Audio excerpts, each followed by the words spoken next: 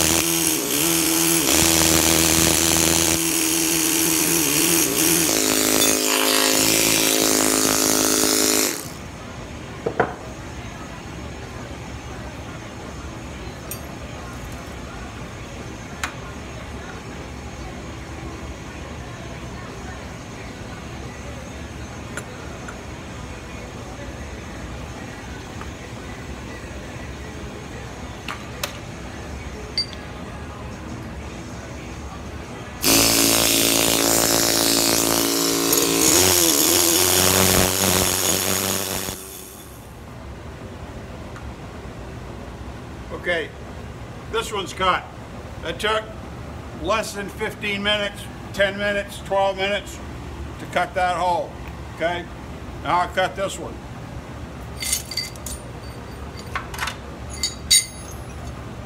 And it's level both ways, almost exactly. Because these aren't perfectly square, it's a little bit off here, but I gotta tip that. I'm gonna do this and then I'll put them all together at the same time.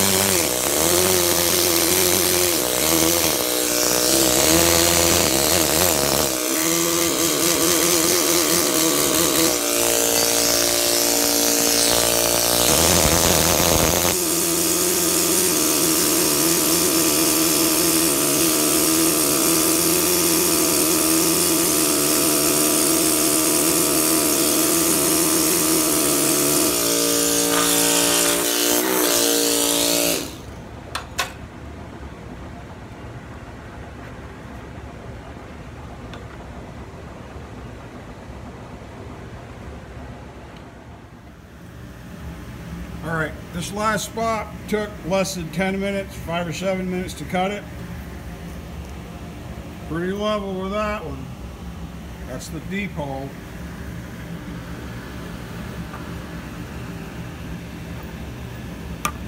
Put it across those. First one we cut, second one, and the last one. That's pretty close. We turn it to where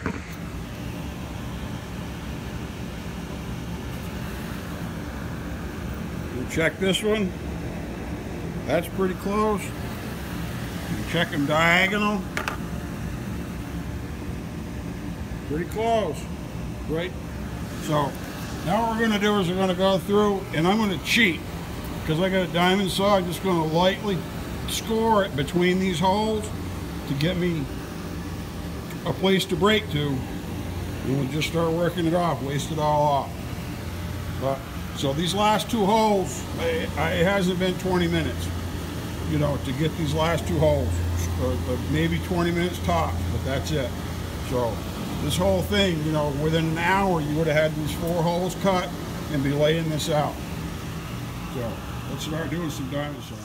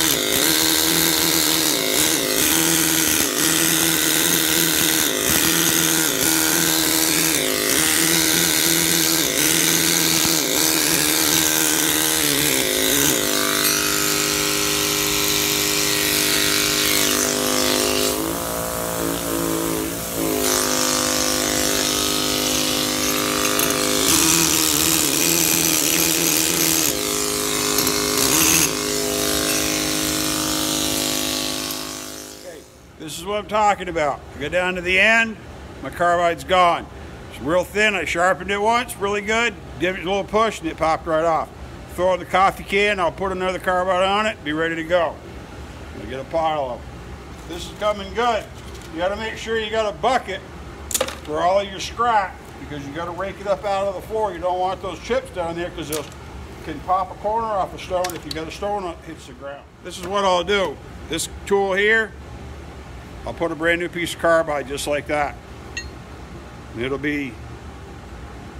add on an inch or so. Then I'll build the sides up with rod to support it. I'm going to go sharpen that, turn it into a round chisel. We're ready to go.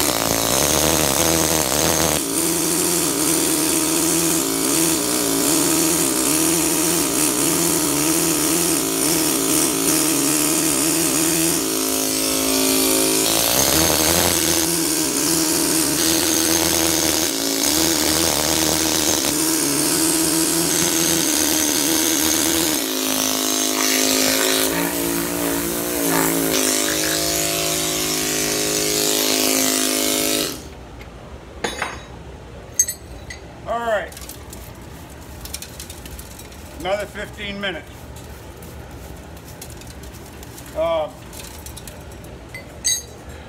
Now's the part where people get mixed up. What we're going to do is the reason I showed you how to use plumb blocks, because most people would take their straight edge, put it on the stone where there was a gap, then they'd cut it, and they'd check their gap, and they'd cut it, and check their gap, and you ruin your straight edge. It's not what a straight edge is for. Your straight edge is for measuring between a pair of plumb blocks. And then, set that there for now. You take your straight edge, take your combination square, and set it for the depth of the plumb block, plus the height of your straight edge. And that's how you check your depth. And you see if you're there or not. Because over here it's pretty close. This never touches the stone. If you want to touch it down there once in a while, that's fine. But what's going to happen is you'll braid this edge. This edge is not abraded at all. I never put that on the stone. I never put my 4-foot one. I never put my great big one that's expensive, that costs crazy money, that's ground perfect, that's 6 feet long or 5 feet long, or whatever. Never put that on the stone as a straight edge to check it. That's the wrong way to do it. You can lay it on the stone to draw on it. That's what it's made for, but not for this. This is how you check your depth. So what I'm going to do is I'm going to check my depth in the center. I'm going to put a center spot between each one of these holes, 1, 2, 3, 4, and one in the middle. And I'm going to divide and conquer. I'll cross it here between the two in just a minute. And I'll have 1, 2, 3, 4, 5 more spots where I'll check my depth to get my depth perfect. Then I'll just waste off the material between them and keep checking my depth with my plumb blocks, my straight edge, and my square, my depth gauge. That's how you do it. So hang in there. This takes a little longer because you got to be accurate. These aren't down to depth. We got most of it wasted off, and then we'll put spots in the middle of each of them. One in the center of the stone. We'll have little things we can just scrub them right off. And at this point, you can saw in if you wanted to get rid of this stone around the edge and make it an easier stone to deal with. But until I wanted to show you, just to get an idea on how much stone there was, I'll probably leave that for right now. Sweep off here, because that's really close to depth. That's almost perfect right there. So that's what I was hoping. If I sunk that just enough and had that close, I was checking it before. That's right at the stone. We'll have a nice stone.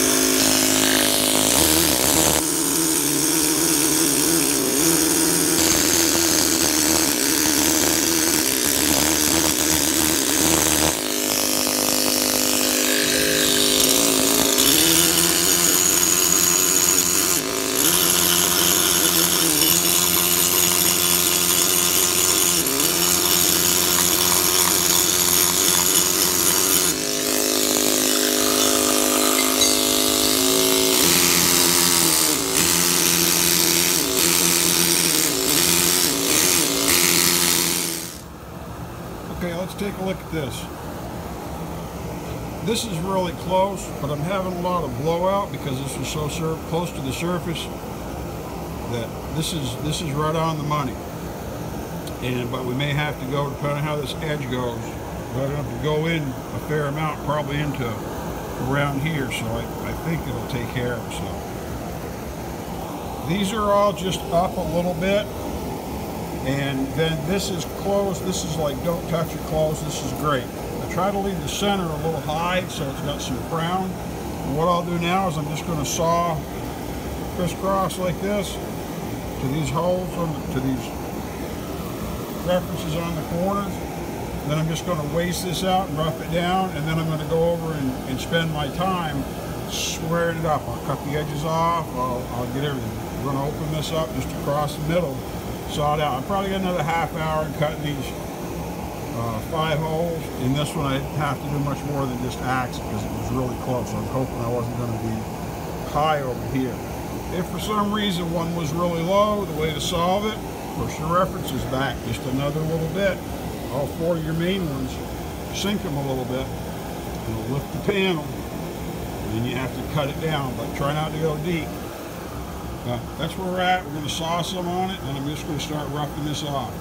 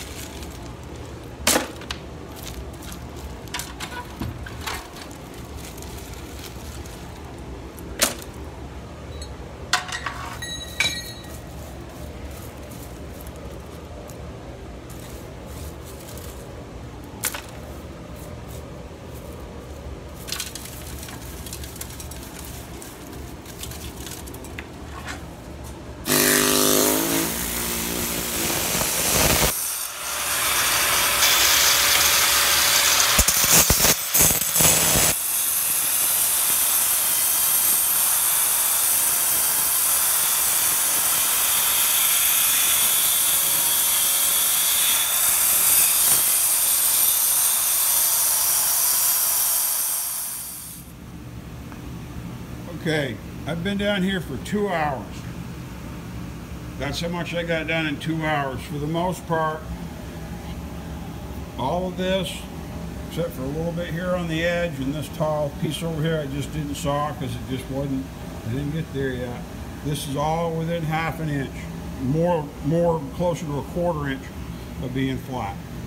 So that's how much you can accomplish in 2 hours, but you can see I did my reference points on the corner, did the middle, which is just those reference points rotated, and then I did the middle, and now I'll go back in each little quadrant and I'll just clean it up and smooth it all out, and we'll do that tomorrow and have a flat surface. So, you know, this is easily a day job. You know, you could do it within a day if I didn't have to stop and explain and tell you why I'm doing everything. You know, probably could do this piece, this face in ½ a day without a lot of trouble. You know, and to tune it up, do it really good, you really want to wait and do it later, because what happens is you get fatigued as you work. Turn the suction off here. You get tired as you work. And later in the day, you also see that the way the light plays at the end of the day here in my studio, it wipes out all my control. It ruins my light. It either shines directly on the stone like this, or it bounces off the floor and it lights from the bottom and it wipes out all my shadows and all my values. So usually later day, I don't do any serious work. But what's going to happen is that towards the end of the day, you start getting tired. And so the way to schedule your work is to come in when you're just like an athlete warms up. Come in, boy, just having some stuff, the 9-point run to get your hands all comfortable and get into the groove and get over whatever issues you had last night and do your thing. Just come in and just do some basic work. You can check with a straight edge. You don't have to do anything important. Then towards the end of the day, middle of the days, you're in your groove. You do the good work, you do the important work, the accurate work, the things you have to do. And then towards the end of the day, when you start getting tired, you just axe stuff and you're just scraping with the chisel. Now I'll show you. We'll axe stone and the hand axe stuff, but you basically are just scraping the stone to square it all up and take care of all your lines to get the lines the way you want them and make everything look right. And that's what you do for the last hour or two of the day if you're tired. And it's a safe way to work, because when you're tired you make mistakes because you're tired. And so you need to do your best work when you're at your best, and at the other times you need to have other work you can work on.